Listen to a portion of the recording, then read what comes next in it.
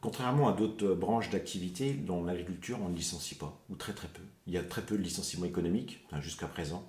Euh, il y a quelques exploitations tous les ans qui disparaissent pour des départs en retraite ou des restructurations, mais c'est minime. Donc ça, il faut le faire savoir. Quand on est sur une exploitation agricole, on a toutes les chances de pouvoir faire, si on le souhaite, toute sa carrière sur la même exploitation agricole. Il n'y a pas beaucoup de branches d'activité où c'est la réalité, quoi. Les prochaines années, il y en a quand même des gros défis à relever, hein. C'est la pyramide des âges pour nos exploitants agricoles, mais aussi pour nos salariés. On va avoir un gros turnover, un gros renouvellement à pratiquer, même s'il va y avoir quelques restructurations.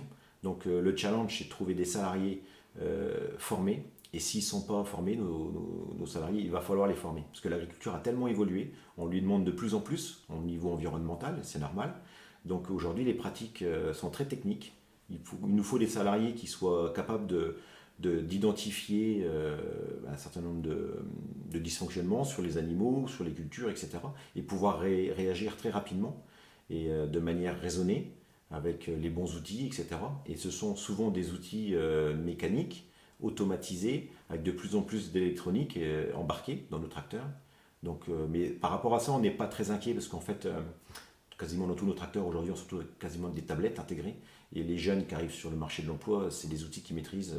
C'est assez convivial et il suffit d'être un minimum autodidacte et on peut arriver à se débrouiller. Au niveau des salaires, les métiers de l'agriculture, de la viticulture et de l'élevage n'ont surtout pas à rougir, hein, par rapport aux autres branches d'activité. On a des conventions collectives qui sont négociées localement sur les départements, sur les régions, etc., par branche d'activité. Ces conventions collectives intègrent évidemment des grilles de salaire. Donc le salaire minimum, c'est comme toutes les autres branches d'activité, c'est le SMIC. Donc quand on est vraiment débutant, essentiellement sur les travaux de saison, de récolte, c'est souvent le SMIC qui est pratiqué. Mais quand on est sur une exploitation agricole et qu'on a déjà quelques années d'expérience, l'employeur pratique des augmentations parce qu'il n'a pas envie de laisser partir son salarié. Il y a très peu de salariés dans le monde agricole et on a vraiment envie de les conserver.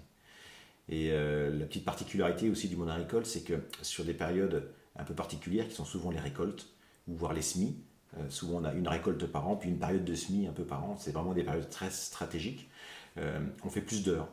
Alors toujours dans le cadre de la réglementation, mais ces heures qui sont supplémentaires génèrent aussi quand même des fiches de paye quand même très intéressantes. Et c'est aussi ce que recherchent nos salariés agricoles, c'est de pouvoir faire des heures supplémentaires, et derrière des fiches de paye très convenables.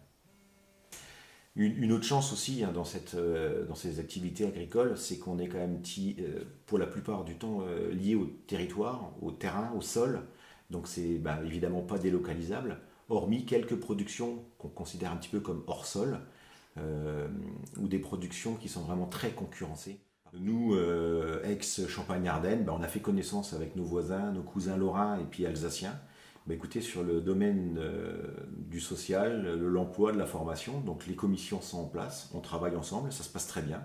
Alors c'est vrai que nous, on parle de nos betteraves, de nos pommes de terre, de nos céréales, de notre champagne évidemment. Les Alsaciens nous ont fait comprendre qu'ils étaient eux viticulteurs aussi. On a découvert la production du houblon, et puis toutes leurs autres productions spécifiques, et puis les Lorrains, la Mirabelle, etc., etc.